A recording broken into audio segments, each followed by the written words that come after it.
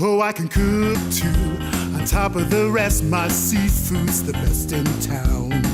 Yes, I can cook too. My fish can't be beat, my sugar swiss around. Oh, I'm a gal's ideal of a perfect meal, right down to the demi-tasse. I'm a pot of joy for a hungry boy, baby.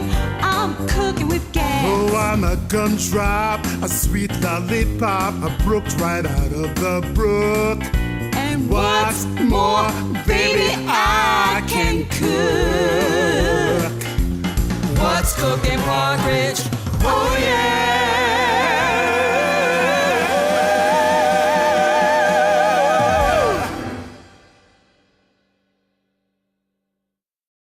Hi, good morning. My name is Trevor Dublin. I'm here with PKRG-TV. I'm here with actually Howard Fredrics, and he's going to show us, he's the pepper man today. He's going to actually show us his garden. He's going to show us how to make amazing pepper sauce. And we're really excited, to actually hear what he's got to say. So Howard, if you can just welcome to the show. First of all, Thank you, Trevor. You're normally behind the camera, but yes, it's great to have you in front of the camera today. And you're going to show us this amazing array of peppers that you've amassed. So I'm really excited to hear exactly what you have here. So if you can, kind of walk us through. Sure, of course, Trevor. It's my pleasure to be here today, and I apologize for the slightly disheveled look of our peppers today, but we've just had a bit of a rainstorm that made things kind of fall over a bit. We've propped them up as best as we can. Good job. Thank you. Thanks to my wife, Lori, who helped out with that as well. Thank you, Lori. So today we have an assortment of peppers that we've been growing, and each year we try a couple of new peppers, new for us, and we're sometimes limited a bit by what is available locally to purchase to begin growing our pepper garden. This year we are fortunate that we have a lovely collection of habanero peppers. Habanero peppers, which are right here, are amongst the hottest peppers that you can possibly have. Wow. They're certainly hotter than jalapeno peppers and hotter than serrano peppers, which are also popular chili peppers. The habanero peppers usually start out green, and then they begin changing color and become a beautiful orangey red color. And some of our habaneros are still green, and some of them have already changed to a lovely orange color. Orange is an excellent stage to pick them at. That's pretty much at their peak. Mm-hmm. Habanero peppers have a lovely flavor even when they're green. They're not quite as hot when they're green as they are when they're orange. So the more orange, the hotter they get. Okay. But the flavor is a lovely smoky sort of flavor, and they're wonderful for making salsas or cooking with chicken or other delicious dishes. Wow. So today I'm going to go ahead and harvest a habanero pepper. Awesome. And I'm going to harvest an orange pepper right now. Mm-hmm. So I'm going to pinch off the pepper. Rather than cutting it, it's much healthier for the plant. And you can see we have a beautiful orange colored pepper. So Howard, how did you first hear, or when did you first hear of this type of pepper, the habanero? Well, I used to live in Texas. I did my graduate work at the University of Texas in Austin, and I spent about 10 years living in Texas, in Austin and Bryan College Station area. And during that time, there was a wonderful community garden facility that anybody could rent a small plot in. So I rented a plot and decided that it would be a good time to learn how to grow various kinds of hot peppers. Nice. So that's when I first began discovering different types of peppers, and I in fact did grow habanero peppers at the time, as well as serranos and jalapeno peppers. But there are some other special peppers that we're going to see today that I didn't know anything about and that I've only learned about in the last year or two. Some particularly rare and unusual peppers that you'll see shortly.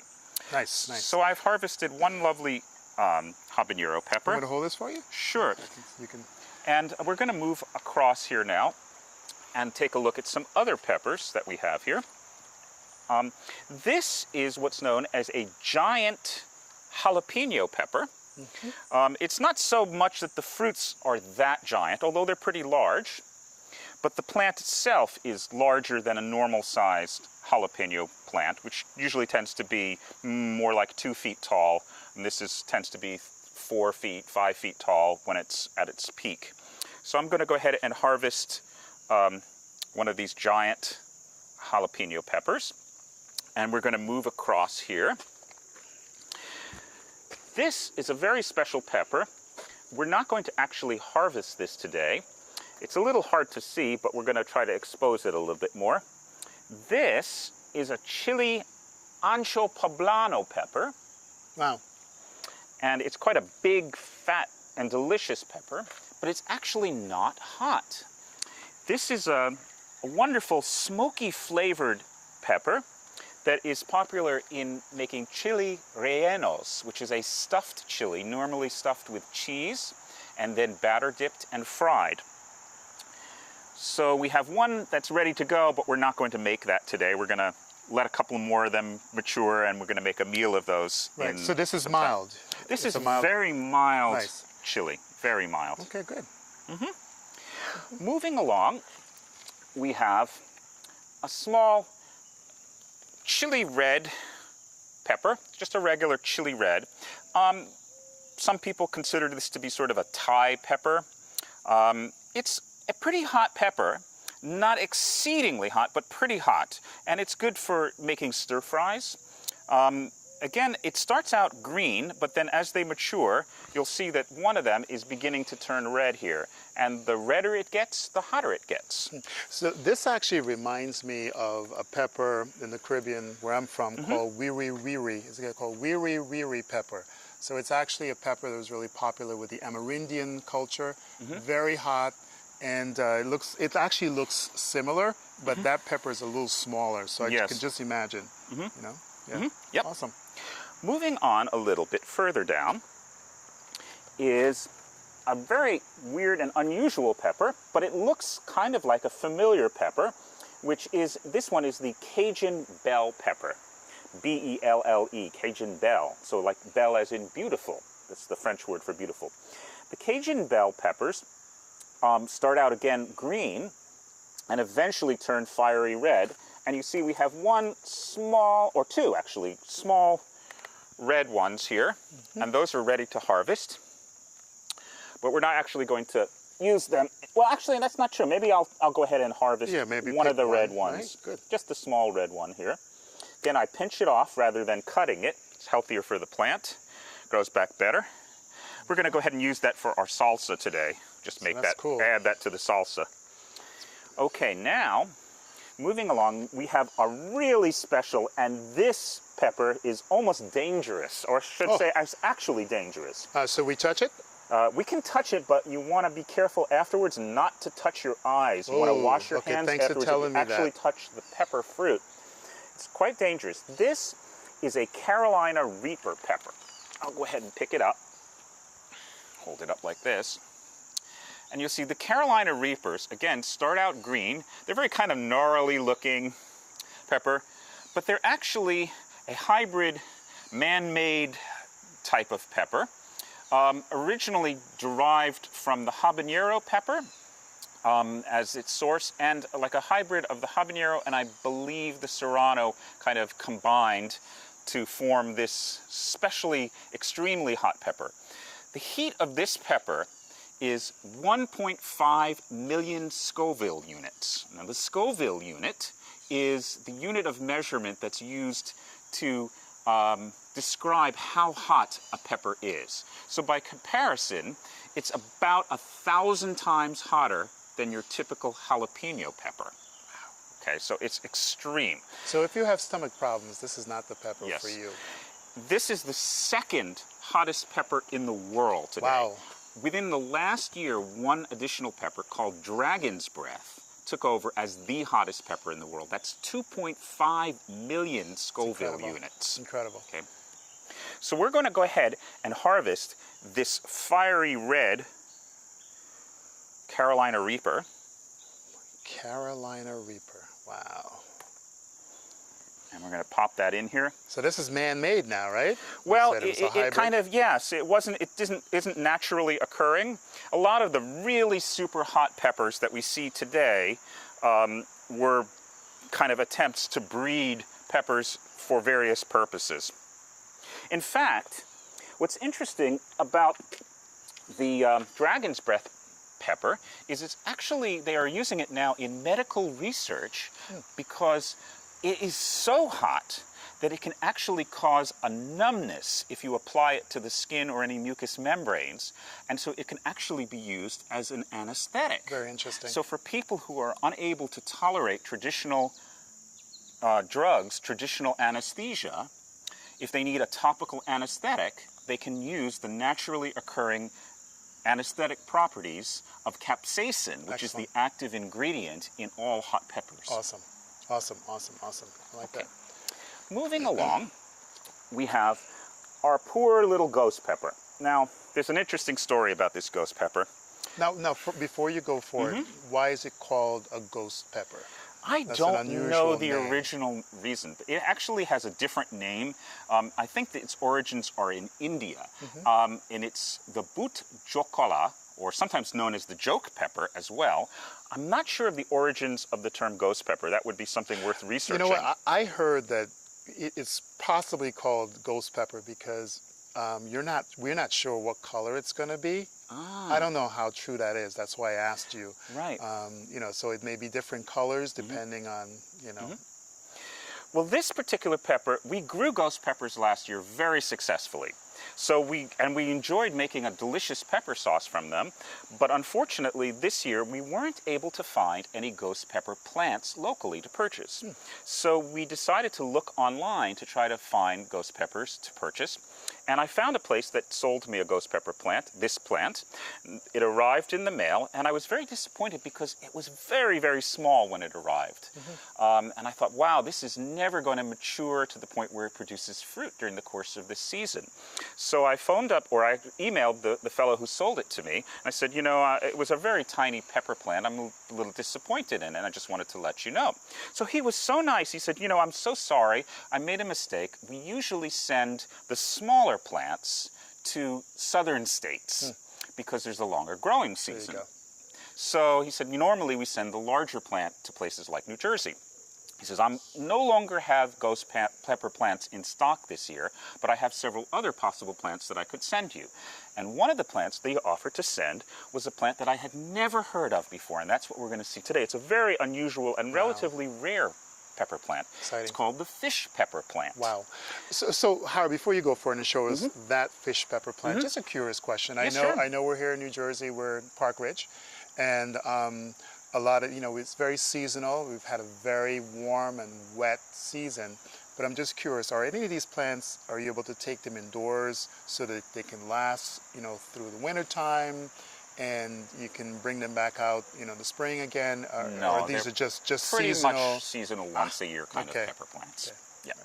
So we buy new plants each year, and they die off at, you know, usually October or so. They're gone by that time, but they continue to produce fruit usually well into September, October. That's good. So we keep on harvesting till there's no more. Excellent. So I'm coming over to your house with pepper sauce. Yeah, and we freeze them too. We freeze peppers so we can save them so that we have peppers over the winter time. Awesome. We can defrost them at any time and put them into a sauce or a stew or any other kind of recipe where we would use a hot pepper. Great. So you're going to show us the fish plant. pepper is a really special and unusual pepper. It nearly died out in the sense that people never saw fish peppers again in the 1940s. So what happened is, around the turn of the 20th century, this pepper plant emerged as a popular plant in African American communities, specifically in the mid-Atlantic states, in the United States, mostly in around Maryland, Washington, D.C. and Maryland area.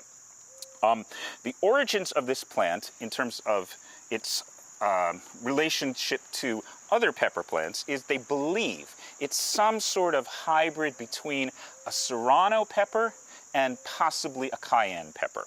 However, genetically, it has an albino mutation. So as you can see, there are some of the leaves even that are white to cream colored. So it's kind of a mottled mixture of green and white and yellow in the leaves. Nice.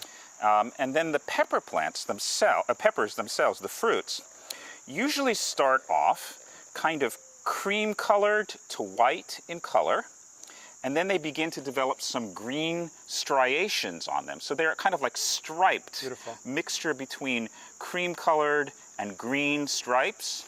And eventually they gradually turn bright red. And of course, with all peppers, as they go from white or yellow or cream colored to green to red, they get a little bit hotter. These peppers are about the same hotness as a serrano pepper. So they're hotter than a jalapeno, but not as hot as a habanero and nowhere near as hot as the Carolina Reaper or even the ghost pepper.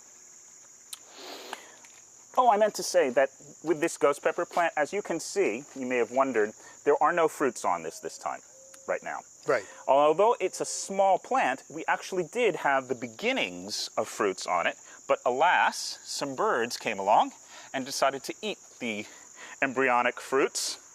And so we don't have any new fruits growing yet. There's a couple little buds here and there on it, but I'm not sure if it's going to produce this season. You know, if it does, it'll be very late in the season, and they'll probably not get beyond the green stage of growth. So if you want to see it, you just got to Google it. So sorry. So now, going back to the fish pepper, in terms of what we use fish peppers for, the reason that they're called fish peppers is they were frequently used in seafood dishes, in particular seafood dishes that contain cream sauces. So why would you want to use a pepper like this in a dish that has a cream sauce? Well, one of the reasons is that when it's in its whitish to yellowish cream color, it blends color-wise with the cream sauce. So what it does is it adds a little bit of heat to the sauce without it being visually detectable. So you don't see the peppers, bits of peppers in the sauce. It just gives it a little bit of a kick. Beautiful. So people will taste the cream sauce and they'll go, wow, where's that heat coming from? And it's coming from the fish pepper that gives it the heat but doesn't change the color of the sauce. Now, of course, these are sort of greenish and some of them are starting to turn red, so it really wouldn't serve that purpose, but you can use them still in seafood dishes and fish stews. You can use them anywhere you would use a serrano pepper, so you could put them in eggs. I used to love to make serrano peppers with scrambled eggs and a little bit of cheese. Nice. Makes a wonderful tasting egg dish. So I'm going to go ahead and I'm going to harvest one of these fish peppers today, and we're just going to try an experiment and mix it in with one of our salsas that we're going to make today and see how it works out. So I'll just have to choose one. Maybe I'll choose, oh, here's a fiery red one over here. Nice. I'll go ahead and try one of the fiery red ones since it's ripe and it needs to be picked soon anyway. And we've got that. There you go. Red means power. Excellent. Okay, and last but not least, we have a traditional jalapeno plant, not the giant one. And I'll go ahead and harvest one more jalapeno, which we'll use for our regular salsa. And this is a lovely, beautiful jalapeno fruit. So cool. So I think these are probably the most popular of peppers, Yes. right? You go to restaurants, Chi-Chi's, whatever. Yep. And they tend to use these, right? Oh, yeah. So, One thing to keep in mind, it's quite interesting about growing peppers. When you grow peppers, if you grow them in close proximity to one another, they will cross-pollinate. So the hottest of your peppers will be made a little bit milder by proximity to less hot varieties of peppers. And likewise, your milder varieties of peppers will become a little hotter than they normally would be by proximity. Now, I don't know for sure exactly. Sounds like the birds and the bees to me. Yes, exactly. I'm not sure exactly how much proximity we had here. I mean, we kind of grew them a little bit in a slightly different part of our garden here. And some of them were closer to each other than others. And we also moved them around to get different amounts of sunlight. Pepper plants like a lot of sun. So you want to grow them in the sunlight. And if you actually see them wilting a little bit when they have fruit on it, it's actually a good thing because it means that the fruit's going to get a little hotter as you stress the plant a little bit. That's awesome. So I know in my experience with peppers, it's been stuffed peppers, right? That's probably most of your experiences, and you know, you don't have any stuffed peppers here, peppers that we normally would use for stuffing, which Except would for tend to the be milder. relleno, the ancho poblano peppers can Right. be stuffed Okay. with cheese, but they're not the traditional stuffed bell Right. peppers that That's you would use right. with meat or with rice or Right. other seasonings. Right, so this is actually the opposite extreme. So it's really exciting to see, you know, what Howard is going to show us today, what he's going to do with these peppers, right? So we started with the habanero over here, and then, you know, we went all the way through, and I'm going to ask him again to just, you know, raise the peppers up and just kind of by name, because some of this is an education for me as well today. I'd never heard of the fish pepper until a few days ago. And so, Howard, if you can just kind of show us these peppers, Sure. and we run through the names again. This is a jalapeno pepper. It is from the giant jalapeno pepper plant, but it is not giant in size of the fruit. It's the plant that's giant. Actually, in our case, the giant jalapeno fruit that we had to show there is a slightly smaller fruit than the one from the regular jalapeno plant, which is just a smaller plant, but makes ordinary size, good size jalapeno fruits. Moving along, we have our Cajun bell pepper. This one being the red stage of growth. It's like a miniature bell pepper, but it's a bit spicy, not extremely spicy. And then we have our habanero, nice, beautiful orange yellow color. Means it's nice and ripe, and it'll be delicious, flavorful, That's a good one. and quite hot. We have our fish pepper that we just saw. This is the point where it's totally red, or almost totally red. And last but not least, our super fiery, hot red Carolina Reaper pepper. Scoville unit 1.5 million. I'm not touching that one. Yep, I'm going to be washing my hands thoroughly before I go That's near right. my eyes. That's right. Now we're going to go inside and prepare some All right, sauces. so join us inside. All right, so we're back here with my friend Howard, who's actually going to show us how to make hot pepper sauce from the amazing peppers we just pulled from his garden. So Howard, take it away. Just beautiful ingredients. Just tell us what we're going to do. Okay, Trevor. Well, today we're going to make two different types of sauces. The first type of sauce that we're going to make today is a Carolina Reaper pepper sauce. It's a vinegar-based sauce with Carolina Reapers. Don't be afraid of the fact that it is a Carolina Reaper, which again is the second hottest pepper on the planet at about 1.5 million Scoville units. That's hot.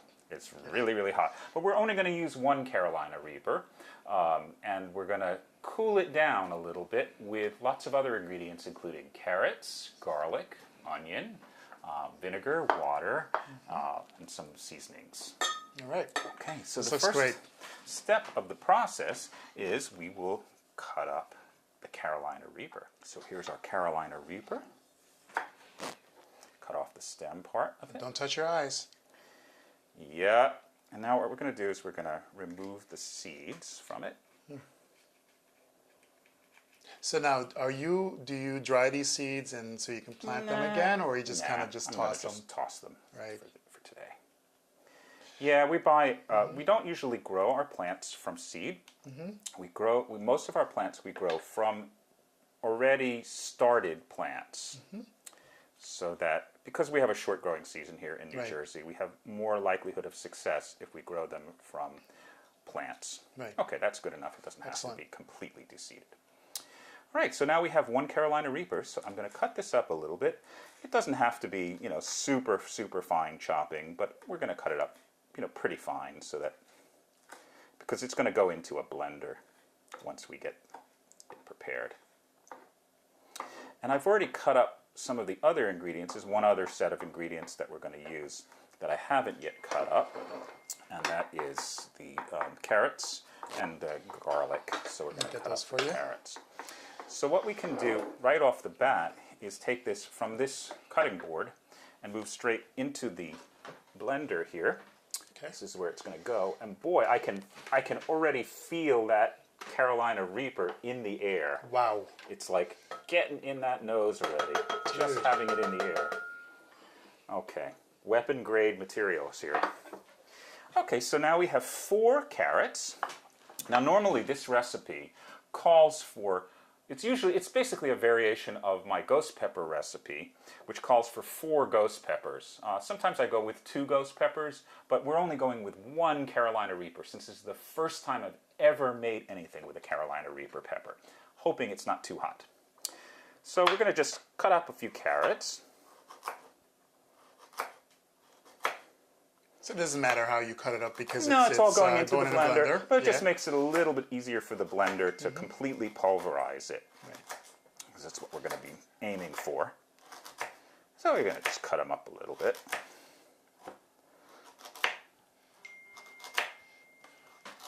Okay.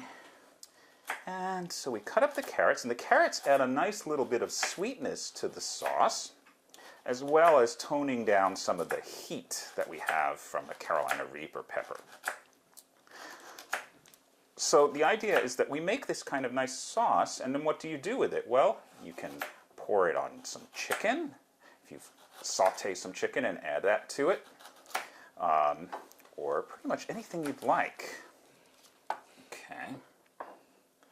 Anything that would call for a hot pepper sauce. You could put it in a soup.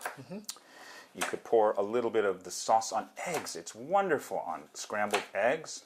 Adds a nice heat to that. And it's also got a nice flavor too because of the garlic and the carrots and onions that we're going to put into this. So Howard, so everything, like the quantity that we're going to get, it's like pretty much like a bottle this size, or? Yeah, we may end up with a little bit more than that today from all this, based on the size of the carrots and the onion and stuff that I'm using. So, but we're going to aim for like 1 little bottle of that. We may end up with 2 bottles, so I actually have an extra cruet here in case we need to fill up a second one. Excellent. But we'll just pour it into 1 for now, and then, you know. Yeah. So I love all the natural ingredients. For people who love plant-based foods, I mean, this is definitely a great first step. But the caveat, it's pretty hot. So yeah, it'll be a little bit hot. Hopefully not too terribly hot. Okay, so now we've got these 4 carrots cut up. So we've got some garlic here, and the recipe calls for 5 cloves of garlic. 2. So I'm going to use some garlic save some garlic for my other salsa that I'm going to make. So here's 5 cloves of garlic, and I'm going to go ahead and just put this here for a moment and drop these carrots into the blender so that they're ready to go. There you go. Okay, this is a challenge to do it without actually spilling them all over. I might spill a few, but no big deal. It's just carrots. Okay. 1 little carrot fell off, not too bad. We can even pop it in. Great. All right, awesome. All right, so now we'll just cut up the garlic a little bit. It doesn't have to be super fine. I can smell the slicing hotness, of, right? Oh, I mean, yeah. it's like It's in the air. Especially with the peppers, right? That pepper I is... mean, the seeds. Yeah, well, the seeds are not the hottest part of a pepper. Believe it or not, that's a myth. The part of the pepper that's the hottest is the inner sort of white, fleshy part that's next to the main meat fruit of the pepper. That's part of the inner stem, kind of. Yeah, Right? kind of. And that's really where the hottest part of a pepper comes from. So, okay, so we're cutting up all the garlic a little bit. And that's in pretty good shape now. Great. Excellent. So we'll just drop that right in here. Okay, good. And we've already got a preset onion thing that's all cut up. We can just add that to it. And this I use in this case is a Vidalia onion, which is a sweet onion. So it's not a sharp tasting onion. Very nice, mild, delicious onion. So what is it called? Vidalia. Vidalia. Yes, Vidalia. Okay. And there we go. So Awesome. all right. Now we have the final sets of ingredients, are some seasonings. Okay, what do we need here? Turmeric and white pepper. So we have a little white pepper that we add to this. White pepper. Just a little bit.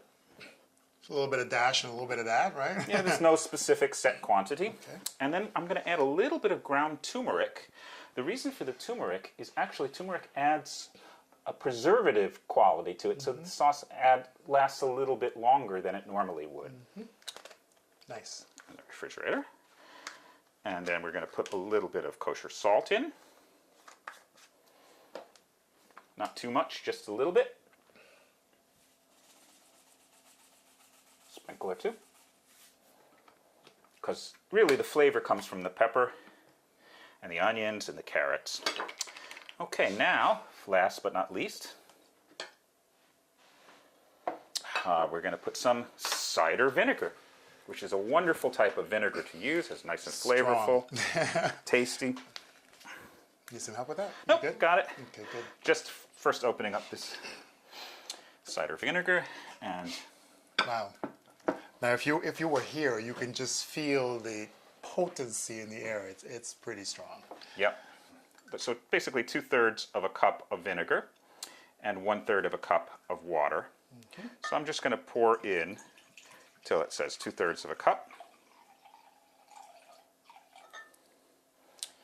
And then I'm going to finish the 1 cup. So you're pretty good at this. You've been doing this for a pretty long time, huh? I've been doing this for a couple of years. Okay. Yes, that's great. It's great. And of course, there's a lot of health benefits, right? To even though these things are hot, I'm sure there's a lot of health benefits, or yes, for one of the things about hot peppers is that they have a lot of vitamin C. So there's antioxidants in that, and so it's very good for your immune system. Mm-hmm. So now we're ready to begin the process of actually blending the sauce. So we're going to come over here and we're going to absolutely, totally liquefy this.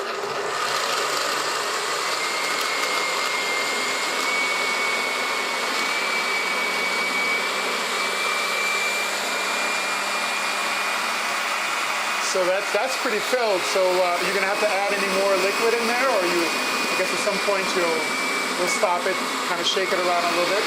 Yep. So just kind of, look at that. See, it's rising. That's amazing.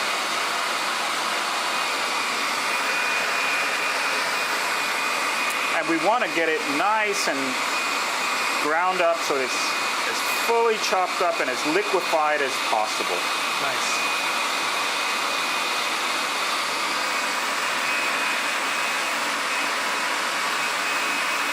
That's just about there.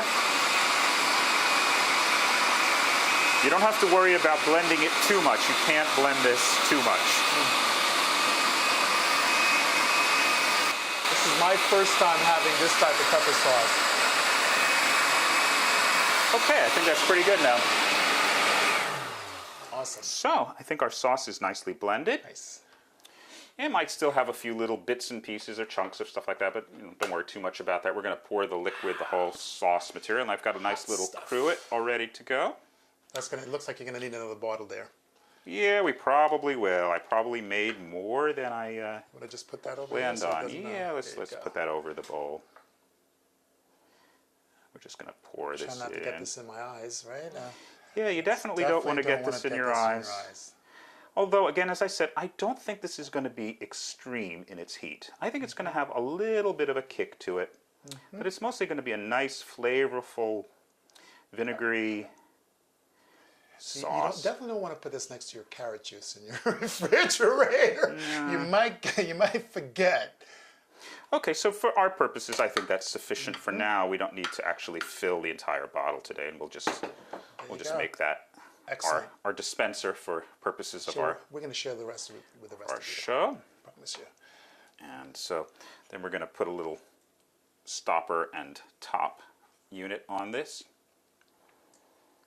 and I believe that we can just slip that on top like that, so that it should pour out a bit. We'll have to probably wipe that down a little.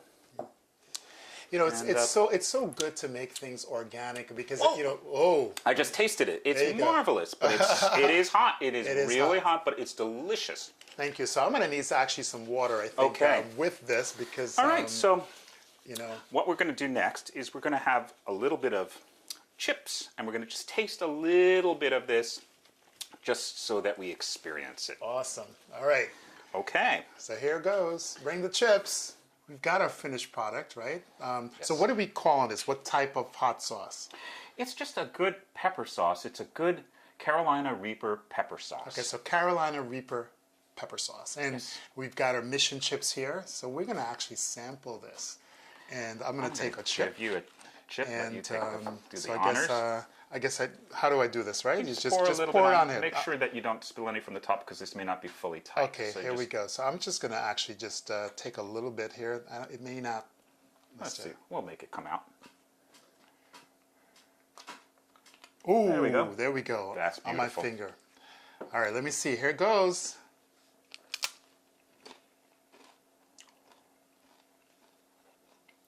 That's hot. But it's not crying But hot. it's not crying hot, but I do need some water. But this is hot. Here you go, Trevor. Thank you very We're much. Bon prepared. appetit.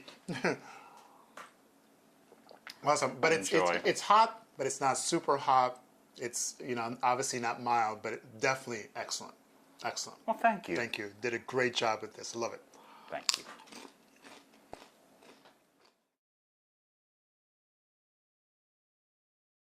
So, Howard, you're going to show us how to make some Mexican-style salsa. And so I'm really excited to see what the ingredients are. And then we're going to enjoy the final product. So, Great. All right. So, go ahead. Well, so we're going to be making a traditional Tex-Mex style salsa. And that salsa will be mostly a tomato base with various hot peppers that we're going to add, some onion, some garlic, and some other seasonings. And we're going to blend it all up. So first let's talk about the tomatoes. The first tomato I'm going to cut up here is actually a New Jersey tomato. And I just bought a couple of these just for variety.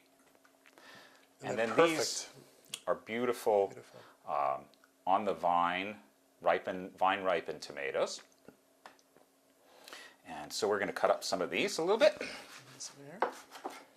And I'll go ahead and cut out the little top here, just a touch. All right, set that Now, aside. you know, it's interesting to note that you actually grew some of these tomatoes, the smaller Yes, tomatoes we're that we gonna have on use display here, cherry which we're going to tomatoes. use a few, but you purchased those. Have you ever tried to grow those big tomatoes?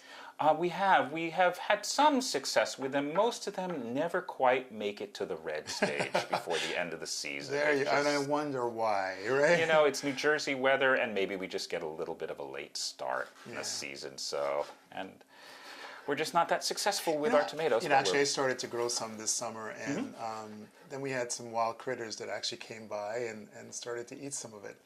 And a funny story, that one day I was actually, a couple weeks ago, I was coming out my front door, and there was a green tomato on my front stoop. Wow. So I think a squirrel probably took who it, and took just, that? it was really kind of crazy. You think it might have been a chipmunk, though?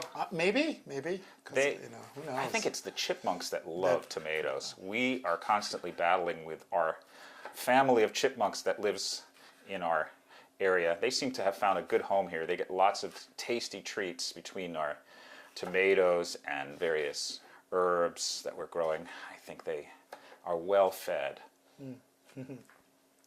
So I'm going to cut up a few more of these tomatoes, probably not all of them, just to save a little time. Because we don't really need to make that much salsa. Just a little bit. Awesome. Okay. I think that that's possibly enough tomato for our salsa. Looks good. This is like so healthy. Yes, it's wonderfully Oh, healthy. look at the colors, my gosh. So I'm going to grab this blender here. And I'm going to go ahead and place this tomatoes into the blender. Nice. Beautiful. And one of the things about salsa, though, is that you don't want to blend it too much, because if you blend it too much, it's more soupy and not Okay. So it should chunky have enough. a little bit of a coarser texture. You Yes. can actually see the ingredients in there. Yes, much coarser than the texture of the hot pepper sauce that I was just making before. Okay. Set this back So down what's here the for a next moment. ingredient you're putting in there? Okay, so we've got some onions. These are already chopped up. This is, Okay, again, so one tomatoes, whole onions. Vidalia onion for the slight sweetness that we have, and we can just add this right into the mixture. And actually, probably keep it right here, I think I'm yeah. going to not quite use an entirety of this because I didn't Because use you all made of the so much tomatoes. the last time, right? Yeah, but I also didn't use all of the tomatoes this time, so I'm going to make a little bit less of the onion in that. I think that's sufficient, though. You're also putting vinegar this time in there Yeah, too we're as going to well? put Okay. just a touch of vinegar Okay, in good. the end. But let's continue to cut up the remainder of the vegetables and put the other Okay, veggies so in there. this is Some green bell pepper. so the sweet. So that's This the one is I just know green that pepper. my mom used to make some real great stuffed peppers, but we're not doing that in this show today. Yep. And then we're going to add some The red ones? sweet red bell pepper. These are delicious. These are particularly Yes, nice they and are. sweet tasting. They add a lovely sweetness to the salsa, which you need. And they also add some nice color, too. Color variety is always good. Yep. And we've got so many ingredients in here, we may have put too much. I think it's okay. It'll be all right Push it because out, it'll yeah. once it starts to grind, Yeah, it'll start to be drop. good. We're not the size of the rest of the ingredients is very, very small from here. So now we're going to add some garlic, nice fresh garlic, and we're going to cut this up a little bit.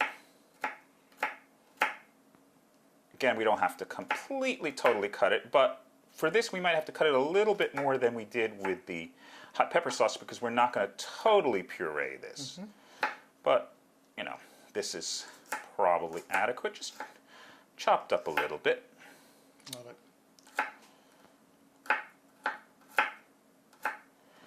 And I'm using about 4 cloves of this. It's usually sufficient. You know, some people like a little more garlic, some people like a little less. It's a matter of personal taste. I like a lot of garlic in my salsa. I think it's So the if most you important make, ingredient. you can freeze this for what's the shelf life for this? I've never tried freezing salsa. However, I do sometimes freeze the hot pepper sauce that I made before, the Carolina Reaper sauce.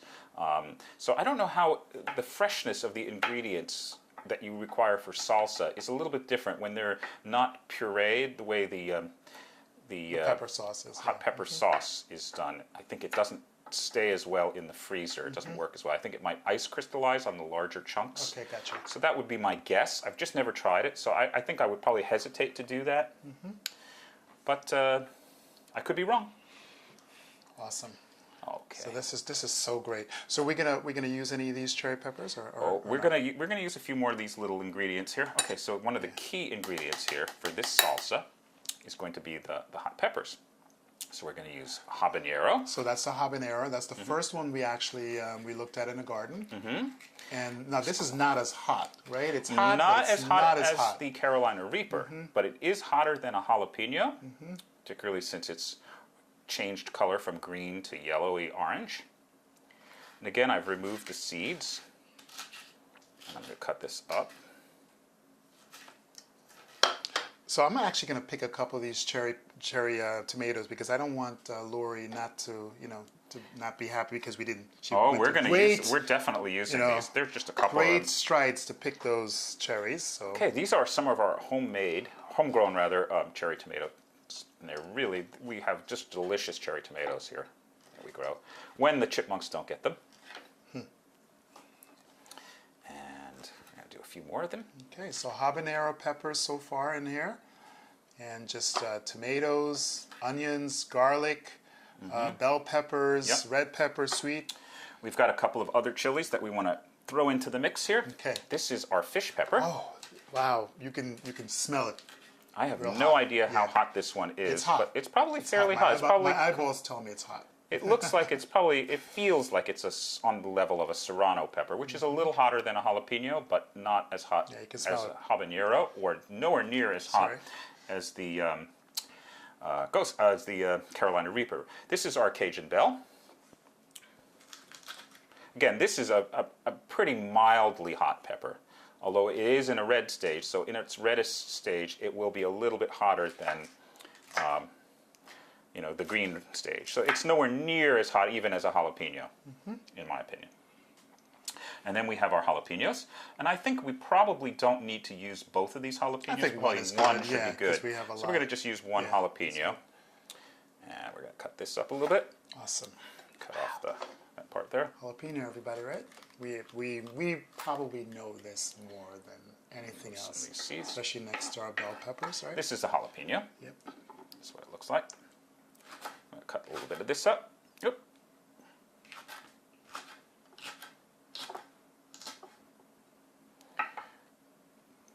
So I'm going to pour a little bit of cumin in. So where do you actually purchase these? I mean, you said you buy them online? I did buy the ghost pepper online, and the fish pepper came as a sort of freebie, as I mentioned before, Yes. when the ghost pepper arrived too small. And And it is? we're going to add just a little bit of salt. And otherwise I buy them at local garden centers. Yeah. No, we didn't put any of this in here. No, Are we not gonna yet. do? Oh, we're going to do We that may too. have to grind this down First, a little bit okay, before good. we put that in, just because Awesome. it will get much smaller, because the tomatoes are really taking up a lot of room in here right Oh, now. this is so good. Let me finish adding the seasonings that so we need, great. so that at least we have all of that in place. Let's see, we've got Vinegar, or are we going to? we are going to put a touch of vinegar in there. Just pour a little bit. Just adds a little bit of zing Just to smell it. the aroma. It's really incredible, guys. Really amazing. And then we're going to add just a touch of olive oil, not much. Just adds a kind of richness to it. These ingredients just get me excited because they're natural and they're healthy. Yep, totally healthy. So Lots of anything vitamin that's C in this. grown in the ground is good for your body. So. Yep. So I'm going to go ahead and just drop that back on here. Come around here this side a little bit. And we'll stick the lid on this. And Okay, awesome. squish it down a little bit. And here, in this case, we're going to put it on a lower setting. Let's make sure that, let's see if this goes low. Okay, it's on a pretty low setting. And we'll put this on the pulse setting here, so we can control it. Look at that. See, it's getting much smaller now. See, look it's at just little by that. little, we just Awesome. bring it down in size. It'll give us room to throw the rest of the Exciting, ingredients exciting. in.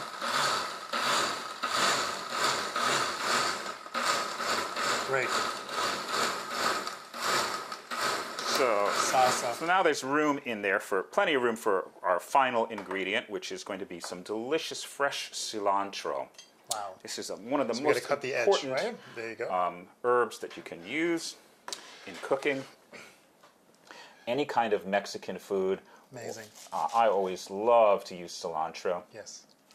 And then we can just take some of this and chop it up. You can never put too much cilantro in. It just adds a marvelous richness to this flavor. You know what's really amazing about just today's show? We've talked about just where all these ingredients have come from, and Mexico, and the Midwest, and you're purchasing some of these things online. It just goes to show that the diversity in our world and the cultural diversity, it makes it richer, right, than anything else, and that's exciting. Absolutely. Right. So the one final ingredient that we have here that we're going to use is a little bit of lime juice. So I'm going to cut a bit off here and cut a piece of lime out of this. Nice fresh green lime. Lime. We're just going to squeeze a little bit of lime juice Bring a little in there. acidity, right, to Yeah, really and nice that's balance everything. Nice citrusy quality There you to go. it too, which is really important, I think, for a good salsa, to have a little bit of a citrusy quality to it. I'll squeeze it nice and good here, using all my strength to squeeze out as much as I can of the juice. That's perfect now. Beautiful. All right, so I'm going to come All back right, around come here back around. again, Awesome. and we will blend this a little bit further. Great. Man, I can't wait to taste this. I know it's going to be good.